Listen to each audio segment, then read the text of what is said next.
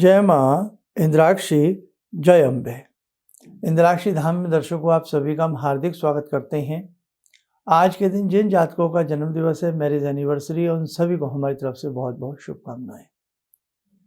आज हम बात करने वाले हैं देव स्थान में दीप जलाने के अनेकों प्रकार के हमें लाभ मिलते हैं। हम आध्यात्मिक प्रगति को भी प्राप्त होते हैं और हमें भौतिक प्रगति भी देवताओं की कृपा से प्राप्त होती है। इसलिए हम अक्सर अपने घर में ही देवताओं के प्रति दीप जलाते हैं, लेकिन हमें देव स्थानों में भी दीप जलाने की व्यवस्था बनानी चाहिए। क्या है दीप जलाने का महत्व, वो भी देव स्थान में, इस अंक में हम बात करने वाले हैं। आइए पहले आज का हम पंचांग देखें। 24 दिसंबर सन 2022 दिन शनिवार, पोष मास, शुक्ल पक्ष, संवत 2079, तिथि प्रतिपदा, नक्षत्र पूर्वाषाढ़ा, राहु काल 9 से 10:30, दिशा सूल पूर्व दिशा। देव स्थानों में देव बिल्कुल ऊर्जावान स्थिति में होते हैं। मतलब समझें, हम अपने घर में कोई फोटो, कैलेंडर, चित्र आदि अपने घर में सब लगाते हैं और अपने देवी देवताओं की पूजा करते हैं। लेकिन मंदिर में जो मूर्तियां स्थापित होती हैं वो प्राणवान होती है। हमने जो कागज की या कोई घर में लगाई है, वो हमने एक भगवान का स्वरूप लगाया है, लेकिन मंदिर में देवता हमें दिखते नहीं, लेकिन सशरीर प्राणों के रूप में बसते हैं। मूर्तियां जो होती हैं, जब आपने देखा कि मूर्ति की प्राण प्रतिष्ठा की जाती है तो उसमें प्राण आ जाते हैं, मतलब उसमें एक अद्भुत शक्ति का संचार हो जाता है। इसलिए ऐसी अद्भुत शक्ति के संचार के समक्ष यदि आप घी का दीप जलाते हैं, आपको विभिन्न प्रकार के लाभ मिलेंगे। देवी देवताओं का शुभाशीष तो आपको प्राप्त होगा ही होगा, लेकिन आध्यात्मिक शक्तियों का विकास भी आपके अंदर होता चला जाएगा। आपने देखा नहीं, लोग यदा कदा हरिद्वार आते हैं, हरिद्वार में रहने वालों की बात और है, लेकिन जो लोग यदा कदा हरिद्वार आते हैं, गंगा मैया पर दीप जलाते हैं, विभिन्न देव स्थानों में जाकर के दीप जलाते हैं, जो लोग बद्री का आश्रम जाते हैं, नैमिष नारायण जाते हैं, जगह जगह जहाँ जहाँ तीर्थ क्षेत्र हैं, धार्मिक मान्यताओं की हमारी सब बातें हैं, वहाँ जाकर के सबका एक मन प्रयास होता है कि मैं इस देवता के सामने दीप प्रज्वलित करूँ। होता है ना? तो ऐसे ही आप यदि बहुत दूर नहीं जा सकते, बहुत ज़्यादा आप दूर दराज की यात्राएं नहीं कर सकते, बहुत ज़्यादा तीर्थ क्षेत्रों में नहीं जाते, तो कम से कम आपके आसपास मंदिर हैं, उन मंदिरों में एक समय बनाइए, चाहे वीकली जाइए या आफ्टर फोर्टनाइट जाइए, या 3 दिन बाद जाइए, 2 दिन बाद जाइए, या प्रतिदिन शाम को या सुबह में एक समय बनाइए। देव मंदिर में जाकर के देवताओं के निमित्त एक छोटा सा दीप आप जलाना शुरू करें। आपका जीवन पुलकित हो उठेगा। आपका जीवन में कहीं ना कहीं आपको अलौकिकता महसूस होने लगेगी। गायत्री माता के सामने दीप जलाना, पीपल पर दीप जलाना, वट वृक्ष को दीप अर्पण करना, बिल्वपत्र को दीप अर्पण करना हमारे सत्य सनातन धर्म की एक धुरी है।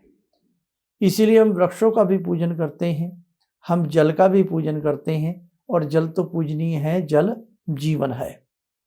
इसलिए हम जल के रूप में घाटों पर,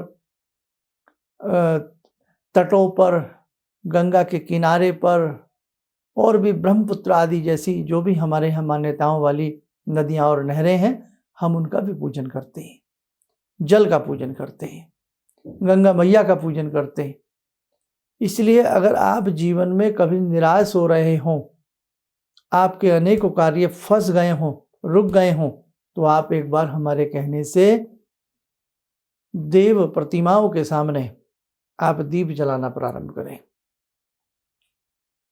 थोड़ा सा देसी घी की व्यवस्था जरूर करें। देखो, संसार में हर तरह के लोग हैं, महंगाई किस प्रकार से है सबको मालूम है, लेकिन देवताओं के लिए सारी बातें भूल करके आप देवतामय बनने का प्रयास करें।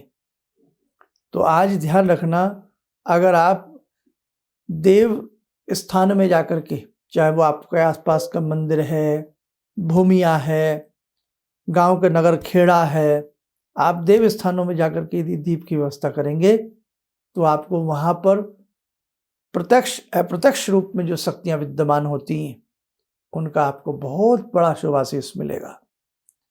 आपका कोई भी मानसिक मनसा है कि मेरी बेटी की शादी नहीं हो रही, मेरे बच्चे पढ़ नहीं पा रहे, मेरे घर में ये कार्य नहीं सिद्ध हो रहा, मेरा धन फंस गया, कुछ भी XYZ, आप क्या करें, देव स्थान में 41 डेज दीप जलाइए। 41 डेज दीप जलाइए, आपको बहुत सुंदर ईश्वर का चमत्कार मिलेगा। और नहीं तो बिना कंडीशन के करें, बिना किसी शर्त के करें तो बात ही क्या है। आज हम एक लड्डू भी चढ़ाते हैं तो शर्त लगा करके ये काम बन जाए तो चढ़ाऊंगा। घर में एक ढोलक मंजीरा भी बजता है, कीर्तन भी होता है, कंडीशन होती है। तो बिना कंडीशनों के हमें देवताओं की पूजा करनी चाहिए, बिना किसी शर्त लागू के हमें देव स्थानों में जाकर के अपनी हाजिरी देनी चाहिए, उपस्थिति देनी चाहिए। आप करिए, आपके बिगड़े हुए कार्य बनेंगे, आपको अनेक प्रकार का लाभ मिलेगा। आइए जुड़ते हैं आज की साधना में भगवती जगजननी भक्त वत्सला माँ भगवती इंद्राक्षी दुर्गा से। ओम सिंदूरारुण विग्रहां त्रिनयनां माणिक्यमूले स्फुरात् स्तारानायकशेखरं स्मितमुखी भापेन वाक्छोरुवां पाणिभ्यामलपूर्णरत्नचषकां रत्नोत्परां बिभ्रति सौम्यां रत्नघटस्थरक्तचरणां ध्यायेत्पराम् अम्बिकां खड्गं चक्रगदेषु चापपरिगान् शूलम्बुशुण्डिं शिरा शङ्खं समदधतीं करे स्त्रीनयनां सर्वाङ्गभूषावृतां नीलास्मद्युतिमास्य पाददशकां सेवे महाकालिकां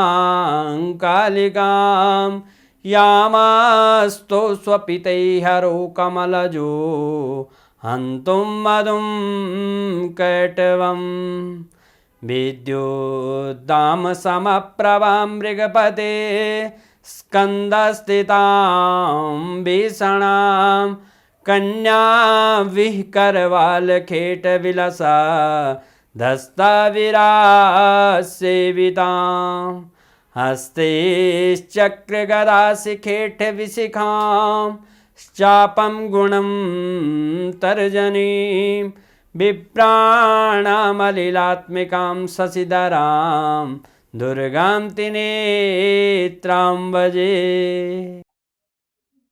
कवच बना लें, ध्यान करें, भगवती का सुवासिस हम सबके ऊपर बरस रहा है।